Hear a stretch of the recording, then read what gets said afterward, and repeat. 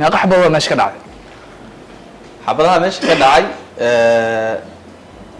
si sax ah tiradooda uma sheegi karo laakiin waxaan kuu sheegi karaa inay 3 jeer ay dhaceen marka ma xaqiijin kartid soo ma aha inuu meesha ku dhintay marxuumka iyo in kale marxuumka inuu meesha ku dhintay waa xaqiijin karaa see ku xaqiijin kartaa wax yar xoogaa kadib haddaan joognay dadka kusoo wada xornay inaan u imaanay anuu meesha maba ka tegin marka hore kumaba dheerayn kadibna marxuumka inuu dhintay oo naftu ka baxday yacni marxuumka waa dadkii raacay oo isbitaalka u raacay marka mid noqday su-aasha ugu dambeysa ku diinaa waxay tahay marxuumka iyo adiga qaraabo miyaadan ka dhexaysa maya wax qaraabanimo nagama dhexayso maxkamaddu waa mahadsantahay mudane gudoomiye garsoore 114 ee xafiiska xeeladaha uu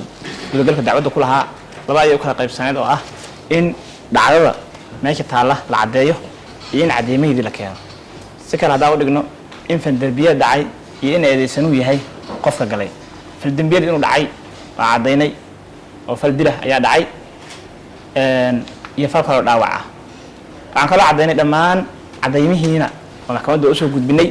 caddaymahaas oo kale ahaa marag iyo marag muujin labada waa soo gudbinay maxkamadda sharafta leh aad iyo aad ayay u mahadsan tahay halkaas